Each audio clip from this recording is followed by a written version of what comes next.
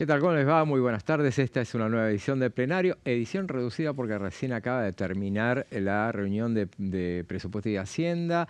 3 horas exactas de reunión. Finalmente se obtuvo el dictamen. En realidad hubo 4 dictámenes, uno de mayoría, que es lo que más le importaba al oficialismo, obviamente, que era contar con el dictamen de mayoría. Una cantidad de firmas que había terminado empatada en 20 con el dictamen de Unión por la Patria. Pero bueno, la firma del presidente de la comisión, Bertie Venegas Lynch, fue la que terminó desnivelando a favor de La Libertad Avanza. Un dictamen que estuvo acompañado también por el PRO, por Innovación Federal, por Liga del Interior y la UCR y Producción y Trabajo. Así fue la conformación del voto. Bueno, después les vamos a ir detallando las firmas que hubo, aquellos legisladores que no firmaron, sí, que no firmaron. Pero bueno, la cuestión es que ya hay dictamen y está en condiciones entonces la ley de leyes de llegar finalmente al recinto. Todos esperábamos o la expectativa estaba puesta en la posibilidad de que no se avanzara con las firmas suficientes, que hubiera dictamen hoy, especulando con que, bueno, se cumpliera lo que deseaba el oficialismo de dejar todo para la nueva conformación de la Cámara de Diputados a partir del 10 de diciembre, pero bueno, finalmente se avanzó con las firmas y con los dictámenes que ya les detallaba. Bueno, ahora les presento a quienes me acompañan, comenzando por Martín Bravo. ¿Cómo estás, ¿Qué Martín? tal, José? Buenas tardes. Hola, Pablo. Sí, así es, José. Fue de alguna manera un cierre, ¿no? que le dio la oposición a esta serie de emplazamientos para discutir el proyecto de presupuesto.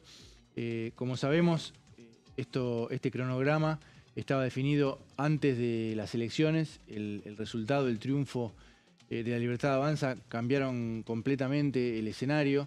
La idea de la oposición era, bueno, justamente que hubiera dictamen hoy, 4 de noviembre, para dar tiempo a que se sancionara en las dos cámaras el presupuesto antes del recambio, ¿no? Parlamentario. Iba a ser difícil porque no quedaba mucho tiempo, pero lo hicieron pensando en eso.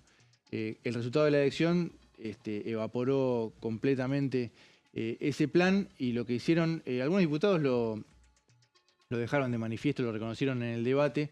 Pablo Juliano, Pablo Yedlin también hicieron referencia al resultado de la elección. Pablo Juliano dijo, no es que estamos fingiendo demencia, pero bueno, simplemente quisieron completar el trámite y dejar sentada una posición política sobre lo que consideran ellos que tiene que ser el presupuesto, sin que lo lleven al recinto, ¿no? A partir del resultado van a ser los tiempos y la agenda como quiere el oficialismo ahora. Así es, y estamos con Pablo Varela. ¿Cómo ¿Cómo te estás? va, José? ¿Cómo te va, Martín? Bueno, sí, efectivamente hay dictamen con la idea, obviamente, de que sea tratado recién en extraordinarias, una vez que haya la convocatoria formalizada. Todavía no está, pero por ahora el gobierno o el oficialismo logró tener su dictamen de mayoría. Y vamos a ver ahora, hablando del presupuesto, lo que fue la presentación la semana pasada del actual canciller, que vino en su condición de ex secretario de Finanzas, Pablo Kirno. Básicamente, en comienzo de la gestión del presidente Milei, tenemos, para empezar el proceso, un nivel de deuda. Teníamos un nivel de deuda de aproximadamente 485.000 millones de dólares. ¿Cómo es el desglose ese y por qué es importante tener ese desglose bien identificado? Porque en la historia de Argentina, y dado la historia de déficits que Argentina ha tenido, los diferentes gobiernos han utilizado un financiamiento monetario que no está expresado por lo general en los instrumentos o en la contabilidad de la deuda bruta del Tesoro. Entonces, para hacer la comparación para hacer la comparación entre la deuda bruta del Tesoro, lo que se hace es agregarle y ahí está. Y ahí vemos que la deuda del Tesoro en noviembre del 23 ascendía a 266.000 millones de dólares. Eso es importante porque la discriminación entre la deuda en dólares y la deuda en pesos expresada en dólares es un tema importante para entender. Por eso mismo, ahí está. Se le agrega a la deuda de moneda extranjera, se agrega la deuda en pesos que tiene el Tesoro Nacional, y eso lo que termina siendo es la deuda bruta del Tesoro. Pero en el comienzo de la gestión, y dado los diferentes déficits que no pueden ser financiados en el mercado por no tener acceso al mercado, y al continuar con esos déficits acumulados, uno tiene que tomar en cuenta lo que es la deuda que el Tesoro le genera al Banco Central en pasivos remunerados, que en el curso de la historia han tomado diferentes formas. Han sido LEVAX, LELIQs, PASES, etcétera, etcétera. Ese número a noviembre del 23, a fin de noviembre del 23, ascendía a, un poquito suspenso, ahí está, a 67.000 millones de dólares. Y entonces, esto es importante porque de alguna manera los números del Tesoro no expresan esta deuda que de alguna manera estaba expresada en el Banco Central. Por eso se llega a la deuda equivalente, en dólares equivalentes. Esto va a tardar más solamente por el tema tecnológico. ¿A dónde tengo que apuntar? Random. Ahí está. Entonces, esto es importante porque la deuda en pesos, entonces expresada en dólares, consolidada entre la deuda bruta del Tesoro y los pasivos remunerados del Banco Central, ascendía a 226.000 millones de dólares y no 158.000 como está expresado ahí en la columna verde. Entonces es importante en ese sentido entender el contexto. Entonces, cuando vamos a agosto del 2025, vamos a hacer esta comparación de alguna manera para justamente entender que la deuda del Tesoro en el periodo noviembre 23 a agosto del 2025 se redujo en casi 50.000 millones de dólares. Esto para justamente desterrar la idea constante y de alguna manera instalada por diferentes lugares donde la deuda, o sea, cada vez que el Tesoro está haciendo licitaciones y cuando no necesita financiar un déficit, lo que está haciendo está renovando la deuda. Y la deuda se ha renovado, recordemos que teníamos el 30% de la deuda que vencía un día, y bueno, la deuda se ha estado estirando sus plazos, que eso es algo muy favorable para las cuentas del Tesoro, y también se ha desindexado considerablemente. Ahí vemos, repitiendo, a noviembre del 23, lo que era los montos de deuda del Tesoro. Le pido, por favor, a la fotógrafa si se puede corregir. Muchas gracias, porque está justo enfrente del monitor. Y entonces vemos ahí que la comparación de la deuda bruta del Tesoro da entre 425.000 millones de dólares a noviembre del 23 y 451.000 o 452.000, redondeando, en agosto del 2025. Pero a eso le falta, como decíamos recién, agregarle los pasivos remunerados del Banco Central que fueron absorbidos por el Tesoro. El esfuerzo fiscal del Tesoro permitió justamente una situación en la cual la deuda que el propio Tesoro había creado y estaba en cabeza del Banco Central pase al Tesoro. Entonces, por eso, por término de comparación, es importante realizar esta comparación con los números de manera correcta. Escuchábamos al ministro de Relaciones Exteriores, Pablo Quirno, que, como decíamos, vino en su calidad de exsecretario de Finanzas. Bueno, vino en la primera reunión, aquella que se desarrolló el 1 de octubre.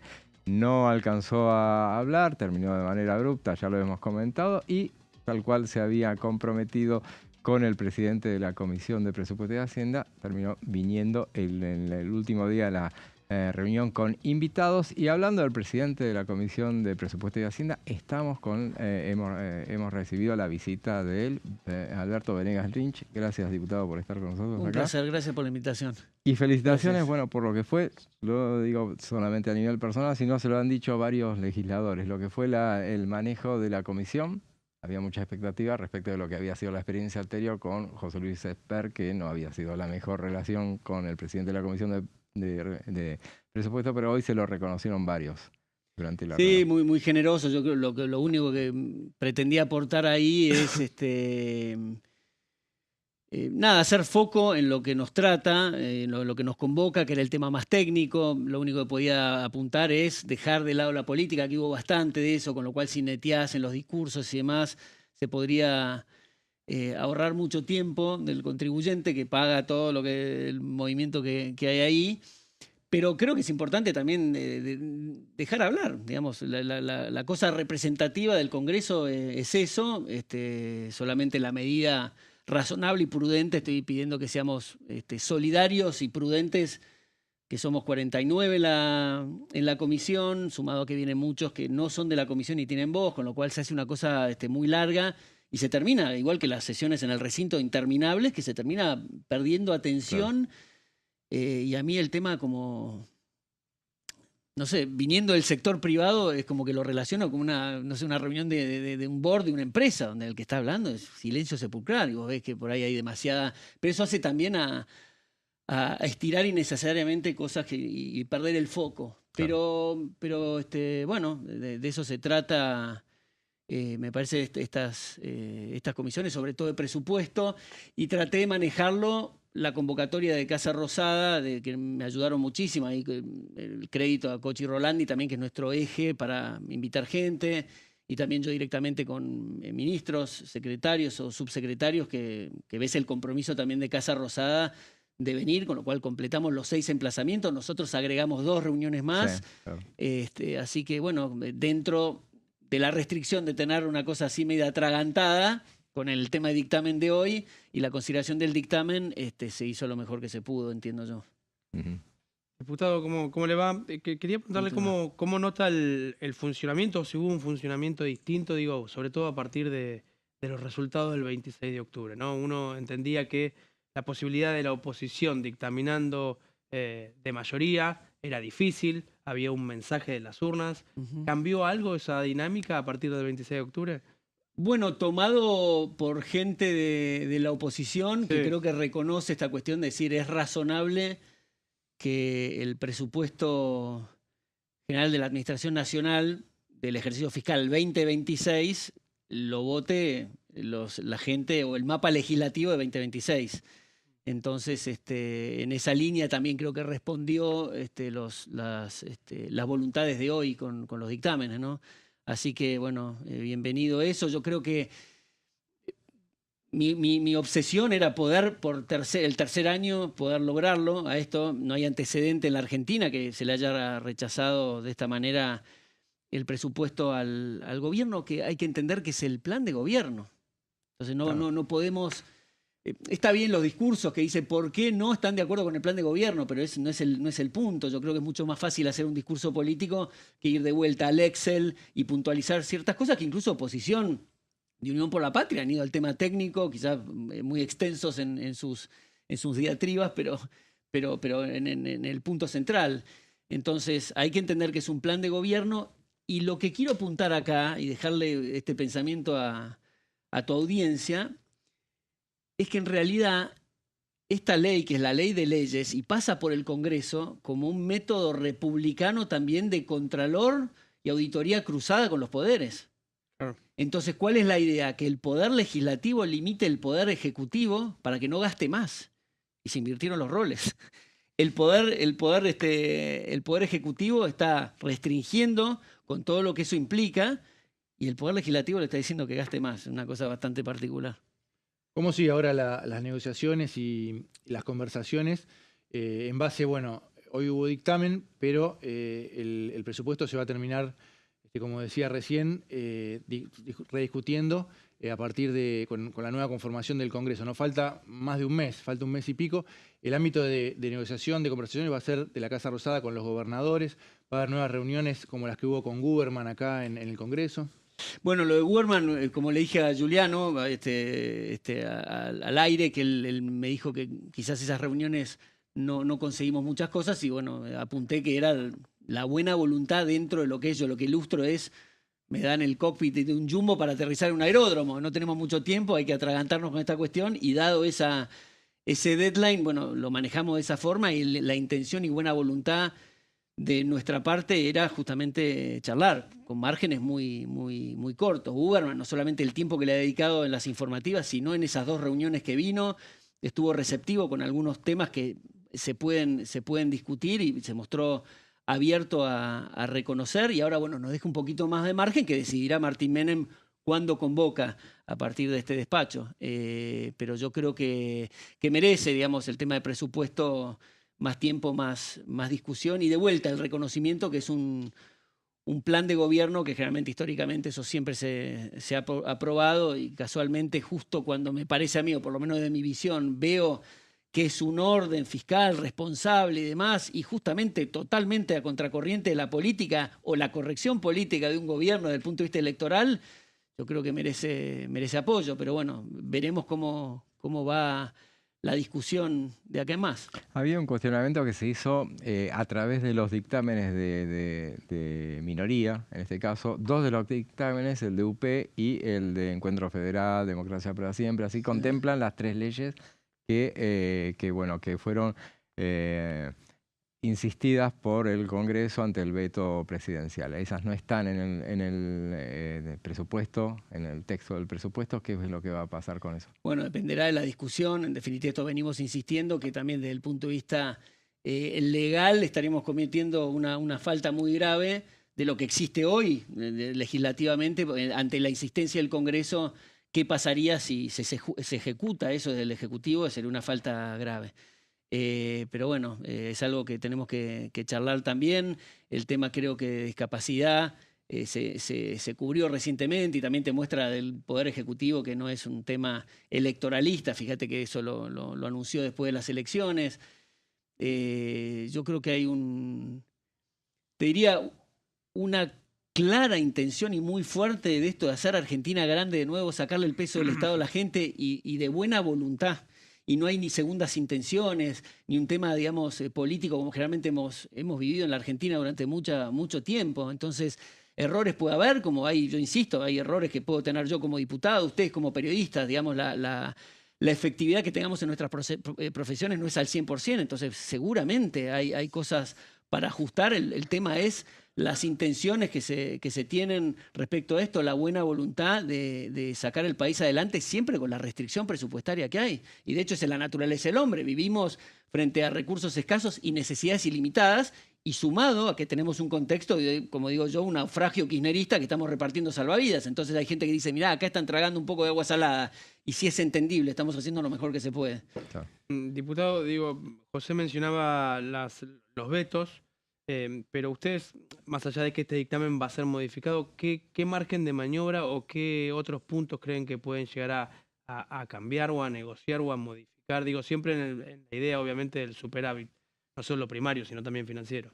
Y es una cosa muy fina que tenemos que manejar ahí con el Ejecutivo, y también estar en mucha concordancia con los gobernadores. Creo que ha tenido un acercamiento muy positivo ahí. La gente que estuvo en esa reunión habla de lo positivo que fue, y tiene que estar también en espejo, digamos, con el Congreso en ese sentido. Me refiero, si hay cosas cruzadas respecto a diputados que tienen representación de gobernadores y piden otras cosas distintas a los gobernadores, bueno, eso hay que tratar de hacer una cosa homogénea, clara, y se discutirá. Yo particularmente no tengo el dashboard, digamos, o todo el control del Excel, de qué cosas podemos aceptar, que respecto a, también hablaba Guberman, me acuerdo de que hay muchas cosas que estaban indexadas, porque también se planteaba, si hay crecimiento, entonces, digamos, hay una válvula ahí como para considerar ciertas cosas.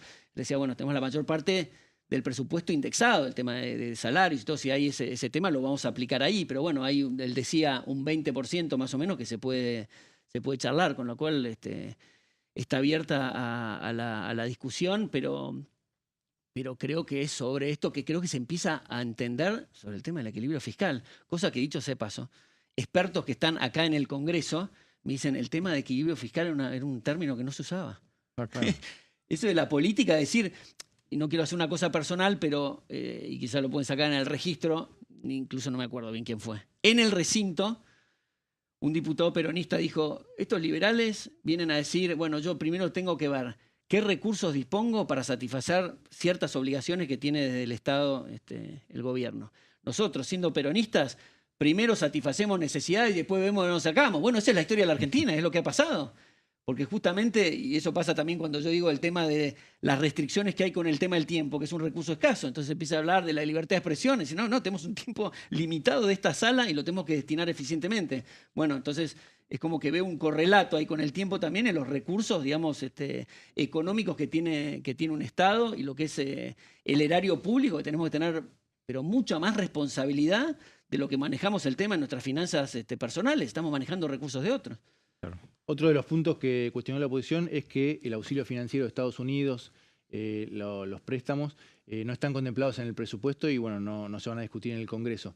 ¿El oficialismo tiene previsto en algún momento que haya una discusión en esta casa?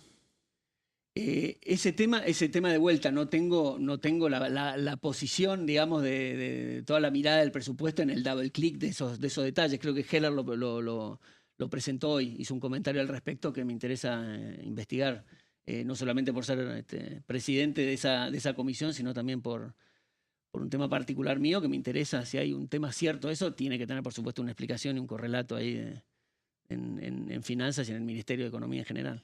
La oposición ya está en condiciones de pedir, por ejemplo, una sesión para la próxima semana, porque ya quedó listo el dictamen para ser tratado. Se negociará, se verá a ver si hay muchos sectores de la propia oposición que admiten que es una potestad del oficialismo contar con como en general se ha hecho, tratar el presupuesto con la nueva conformación de la Cámara. Se cumplió con lo que hasta hoy, con lo que establecían los emplazamientos, que era llegar hasta el dictamen. Si supongamos que queda todo para extraordinarias, que se verá cuando se convoca en todo caso, está hablándose también de la reforma laboral y la reforma impositiva. ¿Eso cómo serían los tiempos que puedas llegar a saber respecto de si van primero con el presupuesto? Sí, ok. Sí. ¿El resto arrancarían ya mismo en diciembre? ¿Cómo ve este periodo de extraordinarias? No sé, lo vi a Dorni en 2 programas hablando al respecto y dándole foco a la cosa prioritaria, como bien decís, del tema presupuestario. El resto de las cosas, si la ventana de tiempo lo desconozco. Desde mi lugar muy particular, Berti Venegas Lynch, digo, sí, tendría que ser una cosa normal estar enero y febrero trabajando.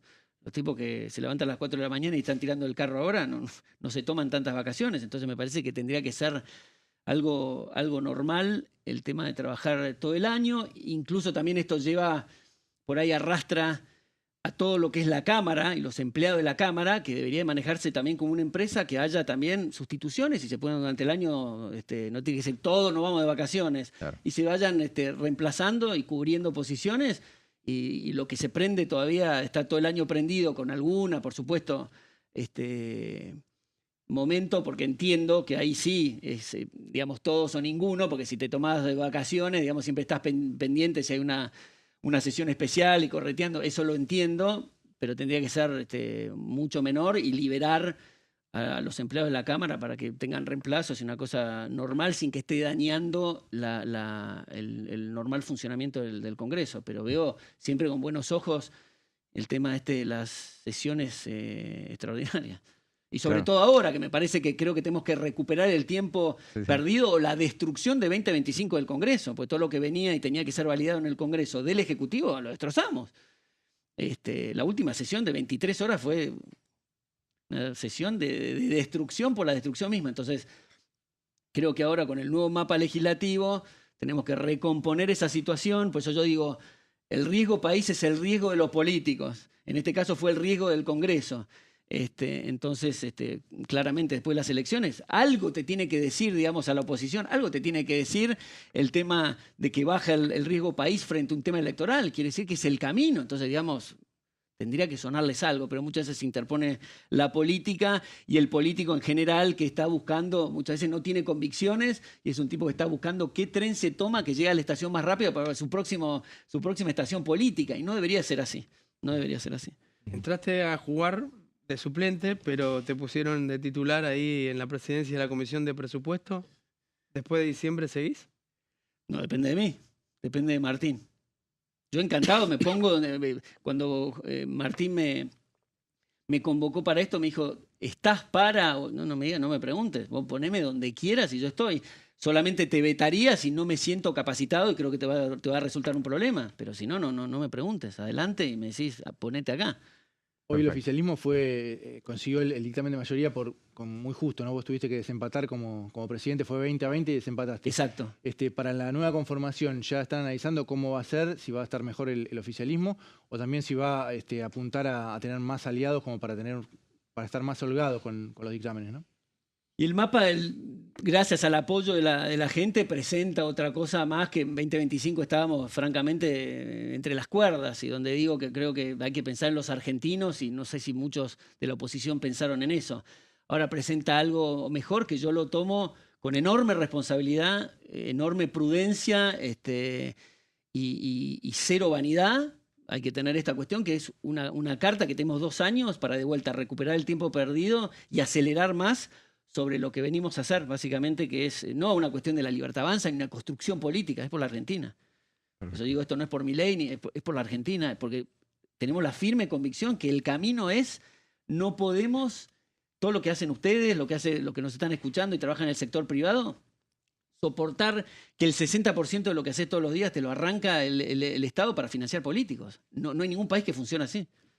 Muy bien, gracias, diputado. Gracias a los tres. Gracias y felicitaciones de nuevo por el trabajo al frente de la comisión. Gracias. Nosotros seguimos con más plenario después de una breve pausa.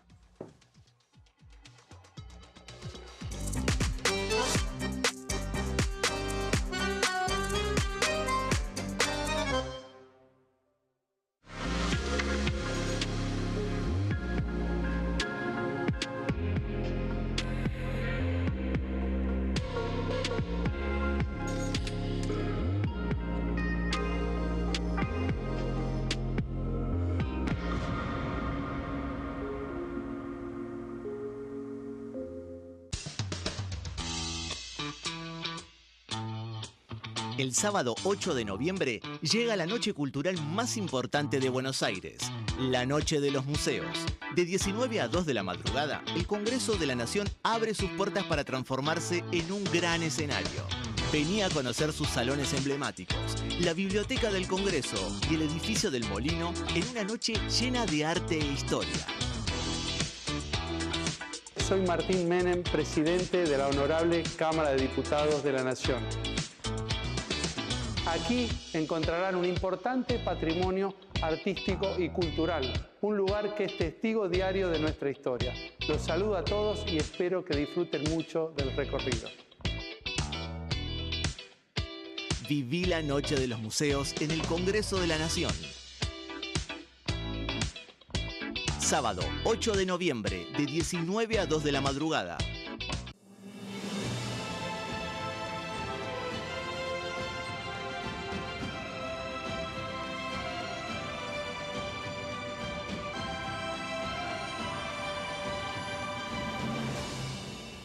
La Bancada, de lunes a viernes, 13 horas.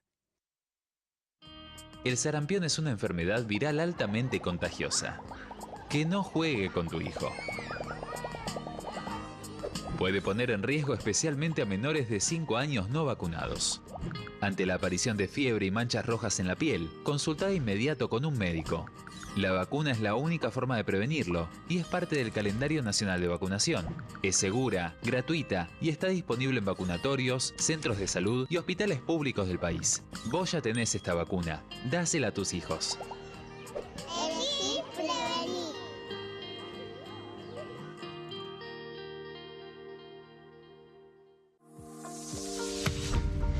¿Qué fue función cumple el Congreso?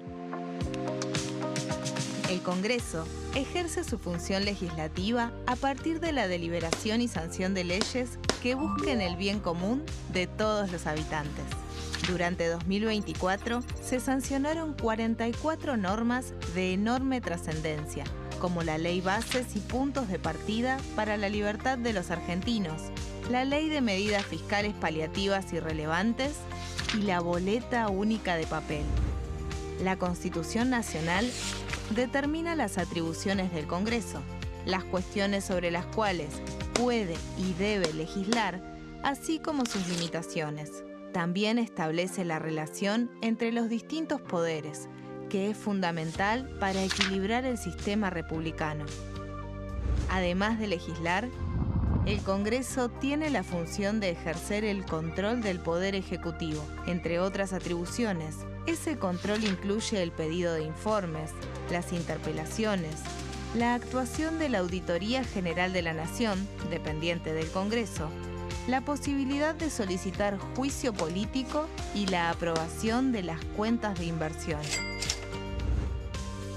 Desde la reforma constitucional de 1994, el jefe de gabinete de ministros tiene la obligación de concurrir periódicamente al Congreso para informar acerca de la marcha del gobierno. Este informe se realiza alternadamente en cada Cámara del Congreso.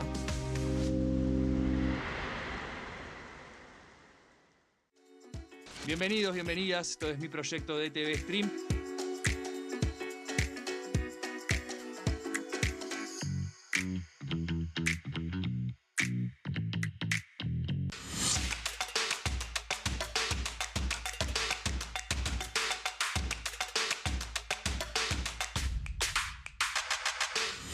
Quórum, de lunes a viernes, 14 horas.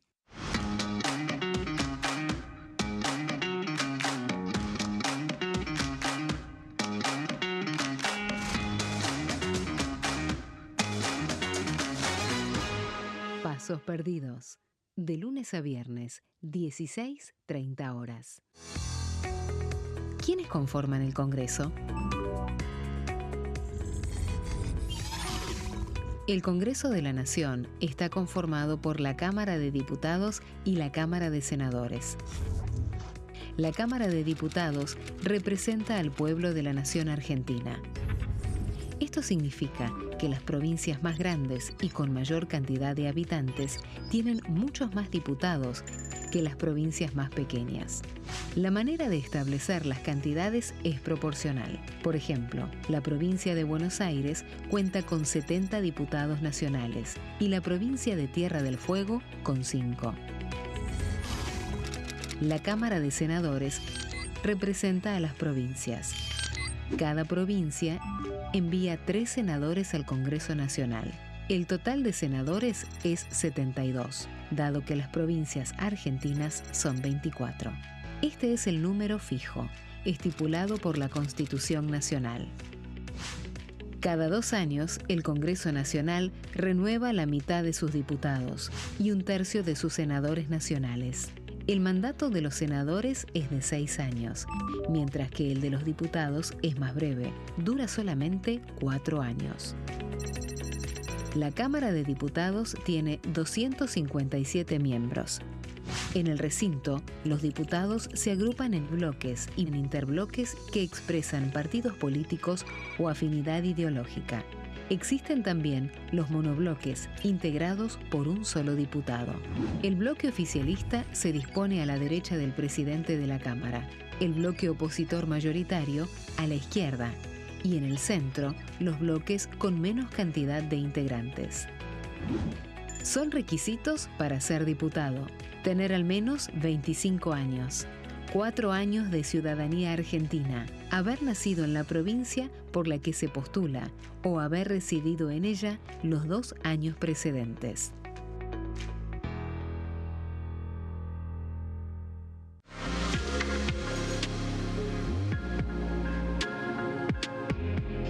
A cumplimentar los emplazamientos que se habían establecido, hay dictámenes de presupuesto. Está listo para llegar al recinto el proyecto de presupuesto 2026.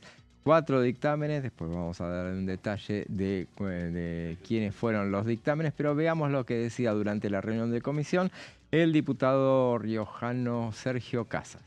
Un debate que ha dejado mucho que desear, la presencia de funcionarios que, si bien es cierto, lo digo con mucho respeto, hablan del presupuesto de sus áreas, nada tuvo que ver con el presupuesto en sí, que es una estimación de ingresos y la posibilidad de ver cómo son los recursos. Ahora, este presupuesto no contempla en nada lo que es la República Argentina. Solo tiene una mirada donde recibe la receta del Fondo Monetario Internacional, con ajuste total para todos, jubilados, docentes, trabajadores. Un olvido a todas las provincias, a las rutas, a las obras. Y por supuesto, yo tengo que reivindicar siempre la tarea de La Rioja, o 2 provincias que han sido totalmente olvidadas desde el año 1988 hasta la fecha, y que hoy, gracias al diputado Heller, el dictamen que nosotros proponemos, lo contempla el equivalente al punto de coparticipación. Diputado Sergio Casas, hablando del presupuesto, recordemos entonces los dictámenes corresponden a La Libertad Avanza, el PRO, la Unión Cívica Radical, Liga del Interior, Producción y Trabajo e Innovación Federal, que tuvo 21 firmas, son 20 diputados, y la firma de Berti Venegas Lynch, que recién estuvo con nosotros, que vale doble por ser el presidente de la comisión, y vale doble ante un empate que fue lo que tuvo con Unión por la Patria, que tuvo también 20 firmas. Entonces, en este caso, el dictamen de la mayoría se lo llevó La Libertad Avanza por tener 21 firmas. Encuentro Federal, Democracia para Siempre y el MID tuvieron 6 firmas, y ese fue otro de los dictámenes. Y la izquierda tuvo el cuarto de los dictámenes con la firma de Cristian Castillo. Veamos lo que decía al cabo de la reunión de recién el diputado de La Libertad Avanza, Gerardo Wesen. Estoy convencido de que vamos a lograr el dictamen mayoría. Primera vez en la historia que se presenta un presupuesto con déficit cero. La verdad que estoy muy contento por la exposición de todos los funcionarios que vinieron del área de economía. Después de mucho tiempo se ha notado la seriedad en el trabajo de la comisión, liderada y precedida por Berti Venegas Lynch, y estoy convencido de que este es el camino, que la hoja de ruta que el gobierno nacional está planteando va a dar muchos beneficios para que tengamos más trabajo, más salud, más educación y tengamos unos buenos cimientos en esta gran Argentina que se viene. Diputado Gerardo Wesen, hablando del presupuesto, bueno, inmediatamente después de haber obtenido los dictámenes correspondientes, le recordamos a la audiencia que a partir de las 16 horas, ya pasaron, pero ya estamos en tiempo de descuento, es la reunión de la Comisión Investigadora Libra, que suponemos que va a empezar antes de 1:30, así que ni bien arranque, ni bien nos den la señal de largada el presidente de la comisión, Maximiliano Ferraro. Bueno, vamos a conectar para transmitir los detalles de esa reunión, pero mientras tanto, bueno, vamos a seguir con la rutina del programa, y teníamos previsto detallar cómo la nueva conformación de la Cámara de Diputados, fundamentalmente, a ver los apoyos que buscará La Libertad Avanza para el periodo que viene, y de eso nos va a hablar Martín. Sí, así es, José. Vamos a hablar de cómo quedan los bloques del medio, los bloques de lo que a veces le decimos la oposición dialoguista, que se van a achicar a partir de diciembre, ¿no? Como sabemos, esta elección fue muy polarizada. Por un lado, La Libertad Avanza, que va a crecer mucho en cantidad de integrantes. También la segunda fuerza en las elecciones fue el peronismo, Unión por la Patria. Va a seguir siendo un bloque importante. Digamos, los bloques del medio se van a achicar, pero no por eso van a dejar de tener su importancia, porque de alguna forma van a ser los árbitros, de alguna medida, los que pueden inclinar la balanza para un lado o para el otro, depende cómo vayan votando. El conglomerado oficialista, La Libertad Avanza y sus aliados, más o menos calculamos unos 110 diputados, sí. La Libertad Avanza, el PRO, Liga del Interior, Radicales y algunos otros aliados, bueno, 110 diputados. de 65 más o menos, entre 60 y 65 que tienen ahora los bloques de la oposición dialoguista van a pasar a unos 40, pero esos 40 van a seguir siendo muy importantes. Claro. En buena medida estos bloques dependen de gobernadores no peronistas, o por lo menos no kirchneristas, porque bueno, a Sáenz, al de Córdoba, Martín Yarlora, lo podemos considerar peronistas, pero no, digamos, de Unión por la Patria. Y bueno, también radicales del PRO, ¿no? Por ejemplo, ahí tenemos Provincias Unidas. No le fue bien en la elección a este espacio, pero ellos dicen que van a tener más de 10 diputados. Ahí pusimos algunos referentes que van a entrar. Juan Schiaretti de Córdoba, Gisela Scaglia es la vicegobernadora de Santa Fe, Diógenes González de Corrientes, responde al gobernador Gustavo Valdés, María Inés Cigarán de Jujuy, y Jorge Ávila, que continúa. Ignacio Torres es el único que no logró ingresar de estos gobernadores que estamos mencionando, pero sí es Jorge Ávila de Chubut. Ahí también podemos incluir a Santa Cruz, que ahora está en un bloque aparte, pero bueno, hay que ver. Santa Cruz también integra Vidal, el gobernador Vidal también integra Provincias Unidas. ¿Sabes respecto de las especulaciones que se hace sobre lo que va a ser Provincias Unidas? Estaba mirando la nueva, los que quedaron afuera y los que siguen y que forman. Uno, mira, estaba mirando Democracia para Siempre, que queda con 3, actualmente creo que son 12. Quedan 3, pero de los 3 me parece que queda uno solo, porque es Pablo Juliano, que es el presidente. Ahora, y está también con Mariela Coleta, que por su cercanía con Lustó, me parece que iría para Provincias Unidas. Es posible, sí. Y está también, el otro es Federico Tournier, que es, no, en este caso Federico Tournier no es de Risotti, ¿no? ¿no? Risotti, que es de Jujuy, claro, y que es de Democracia para Siempre. Claro. Con Pablo Juliano, me parece que va a quedarse Juliano solo. Y Risotti, a menos que, bueno, que el gobernador quiera tener huevos en todas las canastas, pero lo más probable es que se vaya también para Provincias Unidas, me parece. Es posible, eso está todo en discusión. Claro. De acá a diciembre hay, digamos, va a haber novedades. Porque bueno, ahí también tenés, digamos, hay que ver el posicionamiento que tiene Provincias Unidas, ¿no? Porque los gobernadores, bueno, están negociando, fueron convocados 20, ¿no? Gobernadores, la mayoría, salvo 4 peronistas, Axel Kicillof y otros 3. Y hay que ver, por ejemplo, Lustó va a tener un perfil también de acompañar como estos gobernadores o no. Bueno, eso va a ser un poco la discusión. También parte de Encuentro Federal puede confluir con Provincias Unidas. Quedan Miguel Pichetto, Nicolás Massot, claro, algunos otros diputados. Los cordobeses van a ser muchos, van a ser 6 cordobeses, va a tener mucho peso el bloque de Córdoba. Pero bueno, también como sabemos, hay un reagrupamiento antes de diciembre, eso suele ser así, en la previa a la discusión por las comisiones, ¿no? Cuanto más se agrupen los bloques, cuanto mayor número consiguen, más posibilidades tienen después de tener más peso en las comisiones. Ahí tenemos a Innovación Federal también, que es otro bloque que depende de gobernadores. Ponemos los casos de Bernardo Biela, el salteño, que ya fue diputado, regresa a la Cámara, depende, está alineado con el gobernador Sáenz, y Oscar Herrera Aguad, que fue un ex mandatario, ahí bueno, bajo la jefatura de siempre de Carlos Rovira, ¿no? en Misiones.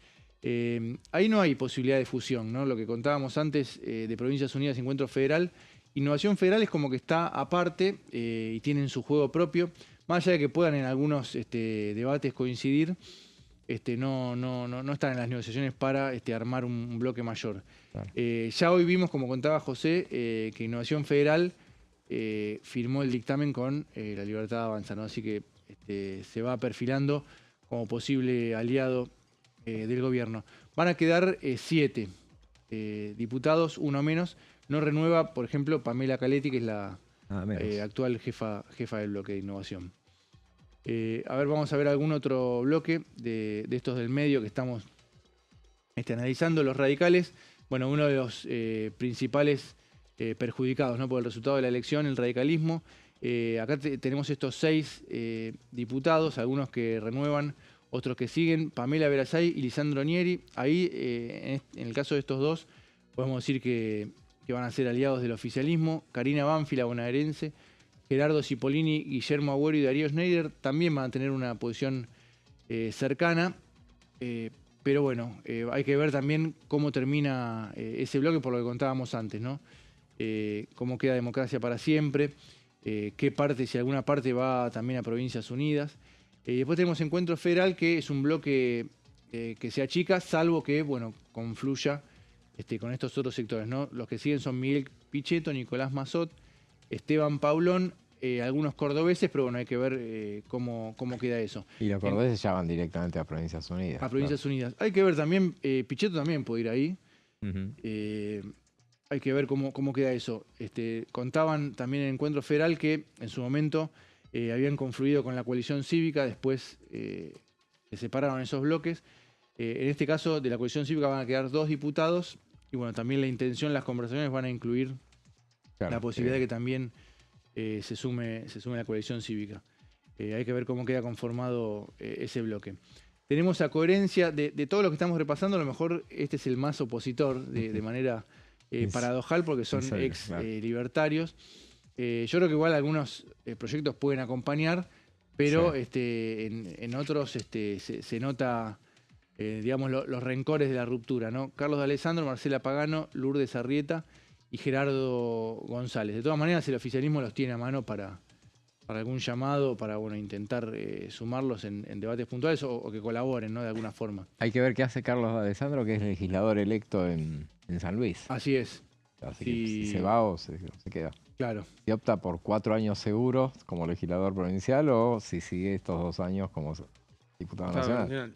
Es una situación parecida a Nicolás del Caño, ¿no? Que fue candidato en las 2 elecciones, en la provincial bonaerense y en la nacional. Independencia, tenemos declaraciones de Osvaldo Jaldo recientes que también te hacen pensar que va a volver a funcionar como aliado firme, como fue hasta hace unos meses. Javier Noguera y Gladys Medina pasan de 3 a 2 diputados. Jaldo lo que dijo es que el peronismo tiene que discutir una reforma laboral, no se puede negar a discutir la reforma laboral, así que bueno, ya se va acercando nuevamente. Lo que decíamos de la coalición cívica son 2 diputados, otro bloque que queda bastante debilitado, Maximiliano Ferraro y Mónica Frade, y también baja, pero en menor cantidad, el MID, que eran 3 y van a quedar 2, Oscar Sago y Eduardo Falcone. Pero no por la elección, último. Claro. El MID llamativamente no firmó con el oficialismo, ¿no? El dictamen de hace un rato, sino con Democracia para siempre y Encuentro Federal. Sí. A veces, acá, Martín, no sé si sacaste la cuenta, son los más o menos 44 diputados. Y yo había calculado entre 40 y 45, depende cómo tomes a Nieri, a Verasay, si ya lo pones con el oficialismo o en el medio. Claro. Pero están por ahí, sí. Eran 60 y van a 40, 45. Se achicaron, pero de todas maneras son. Si se mantienen en el medio, van a ser los árbitros. No es un número para nada bajo, digo. No. 5, obviamente es muy heterogéneo y no van a votar en el mismo sentido. Ahí estará la muñeca del oficialismo para ir. Bueno, ablandándolos, negociando, ¿no? Separándolos. Sí. Por un lado, por gobernadores, a través de los gobernadores, y bueno, después los sueltos también, ¿no? Claro. Pero 45 es un número lindo, importante. Ya se va a ver también cómo juegan en la discusión de las comisiones, ¿no?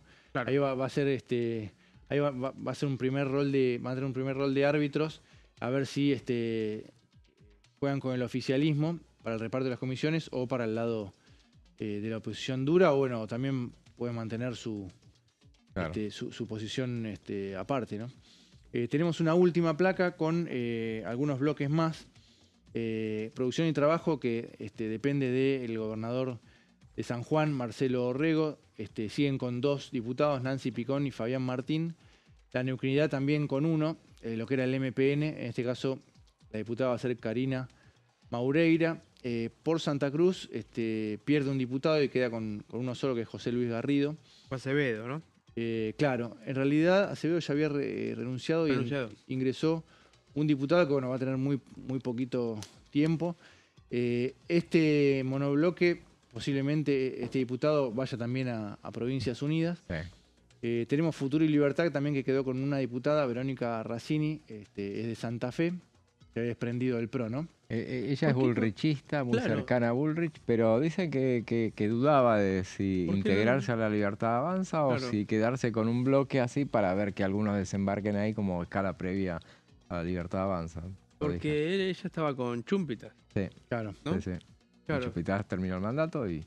Que parecía que era una ruptura previa a esto que decís vos, o sea, Claro. ir a pintarse de violeta. Bueno, quedaron ahí Claro, raros, muchos intermedios, digamos, no sé cómo definirlo. Hay que tener en cuenta, claro, lo que pasó el viernes, por ejemplo, muchos especulaban con que los bullrichistas que se fueron al bloque directamente a la Libertad Avanza iban a tener una escala previa en un bloque, armar algo por separado.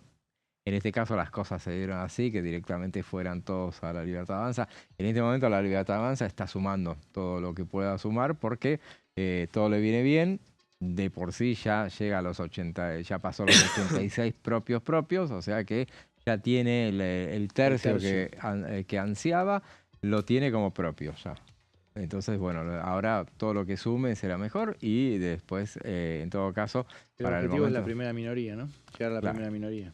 Sí, claro, lo que se especulaba era que sumaba por ahí a los 3 radicales con peluca, llevaba por ahí un poco más de 7 y podía armar un bloque de 12, 13, 14.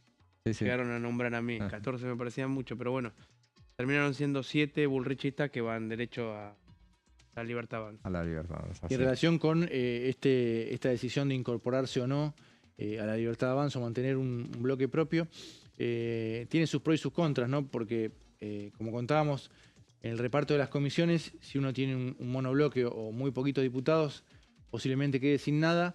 También es cierto que después de esa discusión de las comisiones, ya para juntar los votos en el recinto, para el quórum, para los proyectos, también de alguna manera uno vale más con un bloque propio que incluido en un gran bloque, que la negociación es en conjunto, ¿no?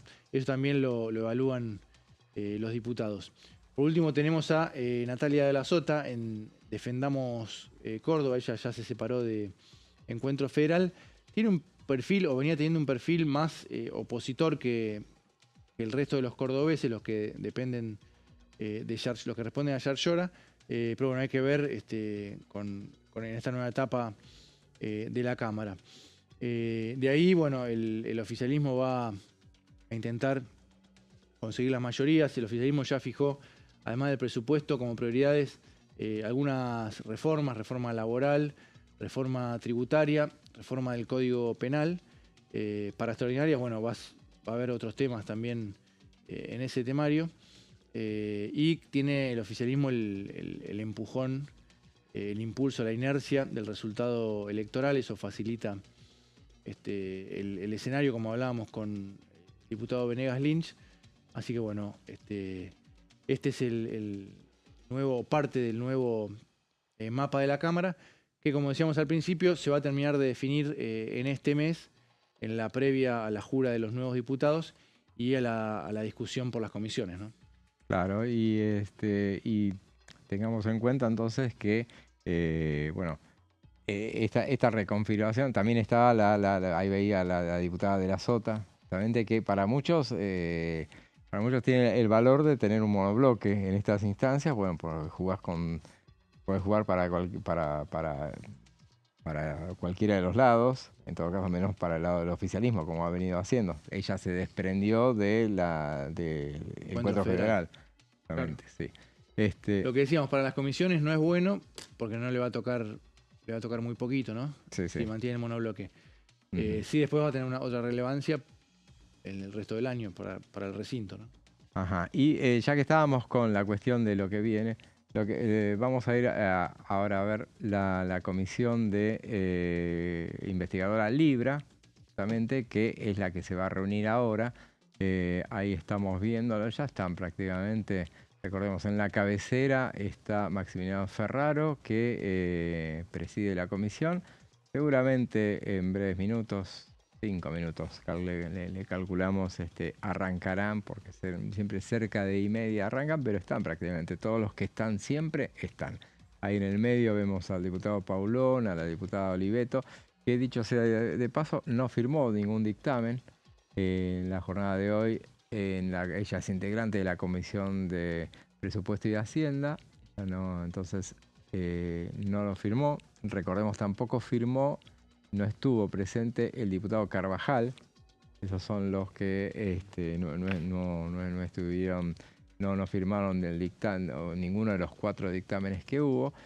Y ahora, bueno, seguramente esta comisión se caracteriza por tener reuniones más bien breves, porque van directamente a lo que se trata, a los bifes, digamos, van directamente a las cuestiones que corresponden al tema. El oficialismo casi no participa y eso hace que no haya tanto ida y vuelta, ¿no? Claro, que no se demore tanto en un debate.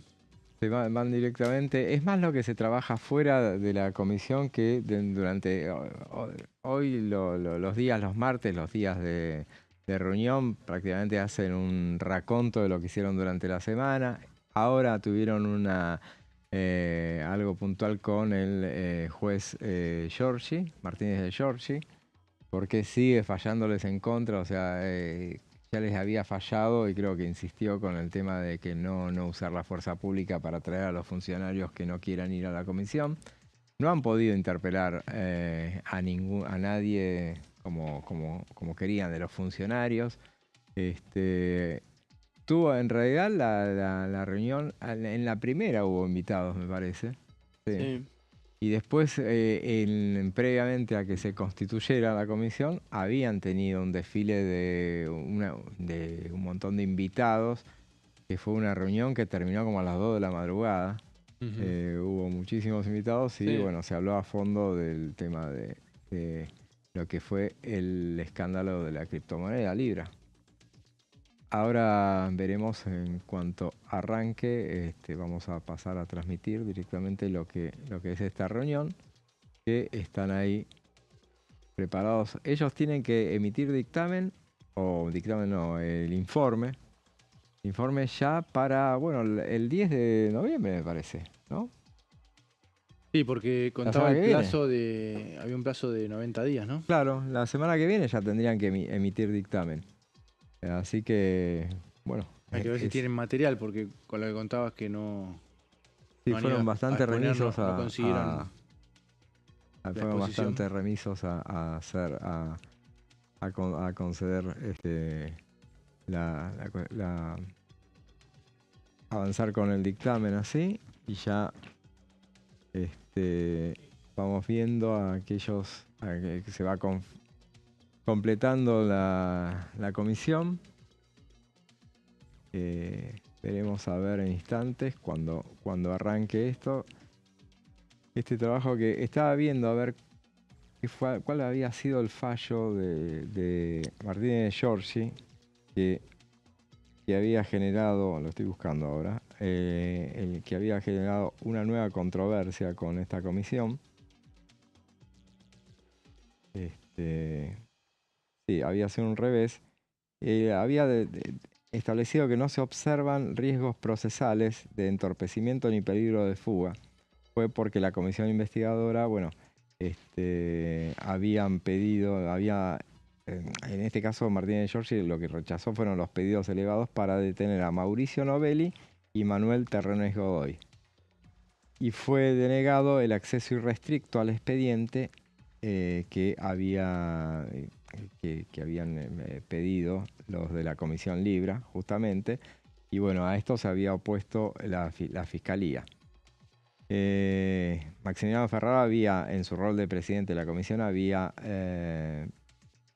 hecho el pedido, y de Giorgi les dijo que no hay legitimación para acceder al expediente, podría frustrar u obstruir el éxito de la investigación.